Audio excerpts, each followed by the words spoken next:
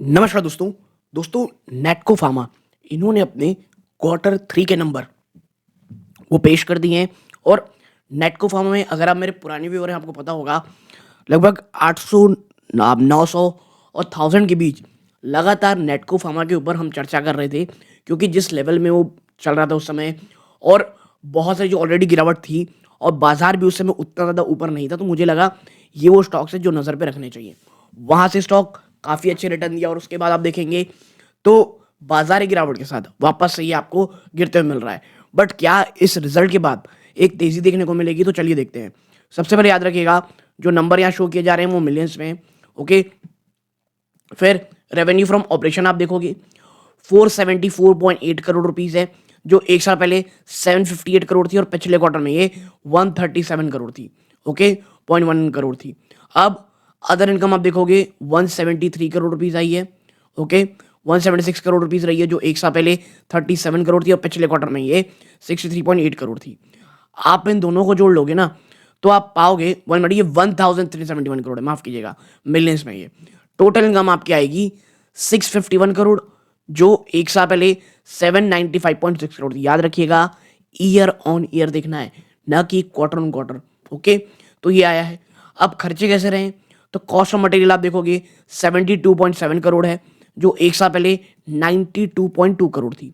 अब purchase of stock in trade में नजर डालेंगे 39.1 करोड़, एक साल पहले कितना था ये 36.7 करोड़। नाउ इन्वेंट्रीज का क्या हाल चाल है? 29 करोड़ रुपीज है, जो एक साल पहले 33.3 करोड़ था। अब आपका एम्प्लॉय बेनिफिट एक्सपेंस देखेंगे 141.6 करोड़ है, जो एक साल पहले 121.9, ऑलमोस्ट 122 करोड़ थी, ठीक है। नाउ फाइनेंस कॉस्ट देखिए, कैश रिच कंपनी तो फाइनेंस कॉस्ट उतना है ही नहीं, 4 करोड़ इस बार है, एक साल पहले भी 4.6 करोड़ था, ठीक है। Depreciation modernisation expense 47 crore rupees है, जो एक साल पहले 44 करोड़ था। नाउ अदर एक्सपेंसेस कैसे रहा है? 211.6 करोड़। कितना? 211.6 करोड़, जो एक साल पहले 206.4 करोड़ था। आप इन तमाम खर्चों को जोड़ लेंगे तो टोटल एक्सपेंसेस आपका निकल के आएगा 487.4 करोड़। एक साल पहले कितना था ये? 539.3 करोड़। तो खर्चों में कमी आई है, और यही कारण है कि जो प्रॉफिट बिफोर टैक्स आपका आया है, ठीक है। लेकिन देखिए, आपकी कमाई में तो कमी आई है, तो 163 करोड़ रुपीस आपने कमाया है, जो एक साल पहले 256 करोड़ था। 256 करोड़ से सीधा आप 163 करोड़ में आ गए हो, ओके। नाउ अगर आप नीचे चलोगे ना, और यहाँ क्या देखोगे कि आपका जो ईपीएस निकल के आया है वो कैसे आया है, तो देखिए ईपीएस के बारे में नजर डालें तो आप ईपीएस लाए हो 7 रुपीज 43 पैसा में, जो एक साल पहले ना 11 रुपीज 88 पैसा था। ये एक ह्यूमंगस फॉल है। और अगर आप नेट प्रॉफिट देखना चाहते हैं कि भाई टैक्स खर्चे के बाद क्या रहा है, तो प्रॉफिट आपका है मात्र 132 करोड़, जो एक साल पहले 212 करोड़ था। ह्यूमंगस फॉल है ये, ओके। नाउ नेक्स्ट चीज क्या है? ये तो हो गई, कंपनी ने अपने नंबर शो किए हैं। फिर आते हैं कहां पर? सेगमेंट वाइज क्या नंबर रहा है। तो देखिए, सबसे पहले है मिलियंस में नजर डालेंगे, फार्मास्यूटिकल कंपनीज कितना? 459.7 करोड़, जो एक साल पहले कितना था? 744 करोड़, ठीक है। तो फार्मास्यूटिकल्स में ही बहुत बड़ा डंप आया है। एग्रोकेम मात्र 15 करोड़, जो एक साल पहले 14 करोड़ थी। अब ये तो हो गया, आपने रेवेन्यू कमाया, आपने पैसा कितना कमाया इससे? फार्मास्यूटिकल 189 करोड़ आपने कमाया है, जो एक साल पहले 275 करोड़ था। ह्यूमंगस फॉल आया है यहाँ पे।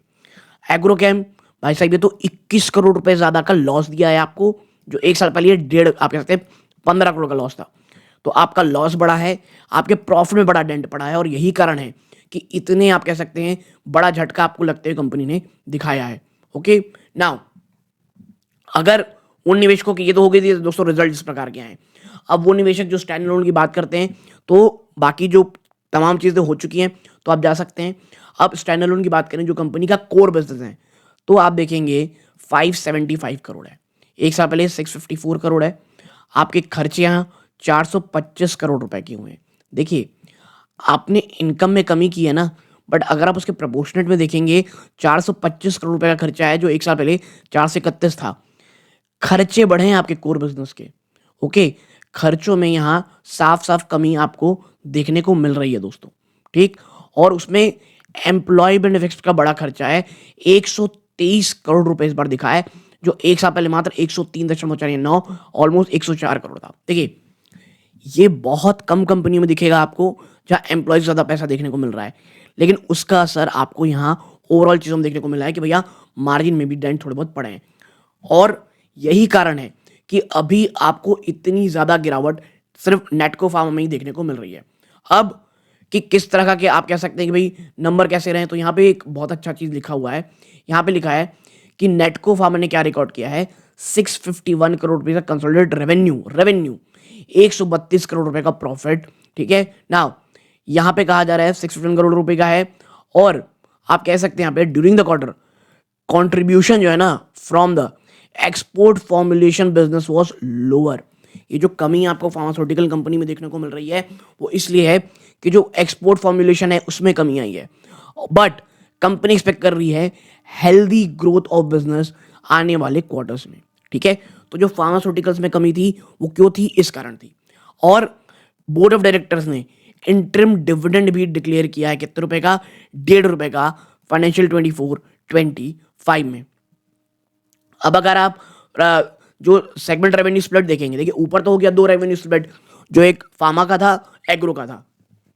अब फार्मा में भी कुछ चीजें हैं, आप देखें यहाँ पे एपीआई एक्टिव फार्मास्यूटिकल में आप देखेंगे 66 करोड़ रुपए का रहा है, जो पिछले आप कह सकते हैं क्वार्टर में 49 करोड़ था और एक साल पहले 46.3 करोड़ था। डोमेस्टिक फॉर्मुलेशन का बिजनेस वो ऑलमोस्ट सेम है, गिरावट है बट कोई बहुत ज़्यादा नहीं है।